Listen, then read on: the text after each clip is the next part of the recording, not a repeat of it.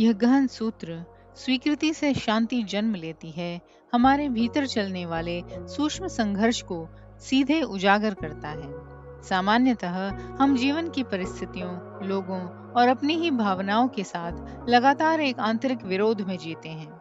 हमें जो पसंद नहीं होता उसे हम बदलना, हटाना या दबाना चाहते हैं, चाहे वह कोई व्यक्ति हो, कोई परिस्थिति हो या हमारे भीतर उठ रही कोई भावना। यही अस्वीकार मन में तनाव, द्वंद और अशांति को जन्म देता है। अष्टावक्र गीता कहती है कि यह विरोध ही बंधन है, क्योंकि इससे हम वास्तविकता से लड़ रहे होते हैं। स्वीकृति का अर्थ यहाँ निष्क्रियता या हार मान लेना नहीं है, बल्कि जो इस क्षण घट रहा है उसे वैसा ही देखने और स्वीकार करने की आंतरिक क्षमता है। जब हम किसी स्थिति का विरोध करते हैं, जैसे दुख, क्रोध, भय, तो हम उसके साथ एक और परत जोड़ देते हैं, यह नहीं होना चाहिए। इससे मन में संघर्ष बढ़ जाता है। लेकिन यदि हम उसी क्षण यह देख लें कि हाँ, इस समय भीतर क्रोध है या यह परिस्थिति ऐसी ही है, और उसे बिना निर्णय के स्वीकार कर लें, तो अचानक एक शांति का अनुभव होने लगता है, क्योंकि अब हम वास्तविकता के साथ हैं, उसके विरुद्ध नहीं। अष्टावक्र गीता का संकेत यह है कि बंधन बाहर की परिस्थितियों में नहीं, बल्कि हमारे भीतर के विरोध में है। जब हम कहते हैं ऐसा नहीं होना चाहिए, तब हम अपने ही मन में एक संघर्ष पैदा करते हैं।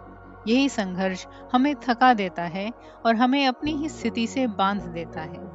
इसके विपरीत स्वीकृति हमें उस संघर्ष से मुक्त कर देती है। जैसे ही हम किसी अनुभव को पूरी तरह स्वीकार करते हैं, उसका प्रभाव स्वतः कम होने लगता है।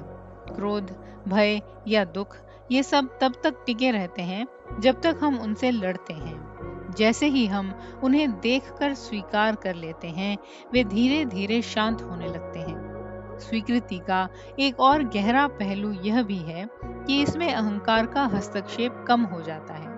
अहंकार हमेशा चाहता है कि चीजें उसकी इच्छा के अनुसार हों, वह नियंत्रण चाहता है।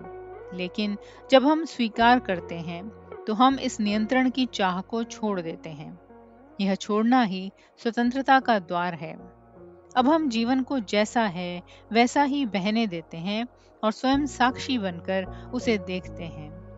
इसका अर्थ यह नहीं है कि हम बाहरी स्तर पर कोई कदम नहीं उठाएंगे या अन्याय को सहते रहेंगे। बाहरी कर्म अपने स्थान पर हो सकते हैं, लेकिन भीतर एक शांत स्वीकृति बनी रहती है। यह स्वीकृति हमें प्रतिक्रिया से मुक्त करती है और हमें अधिक स्पष्टता से कार्य करने की क्षमता देती है। अंततः अष्टावक्र गीता यह सिखाती है कि मुक्ति किसी दूर की चीज में नहीं, बल्कि इसी क्षण की स्वीकृति में छिपी है। जब हम जीवन को बिना विरोध के स्वीकार करते हैं, तब मन का संघर्ष समाप्त हो जाता है और एक गहरी शांति प्रकट होती है। यही शांति वास्तविक स्वतंत्रता है, जहां हम किसी भी परिस्थिति में भीतर से अडिग और संतुलित रहते हैं।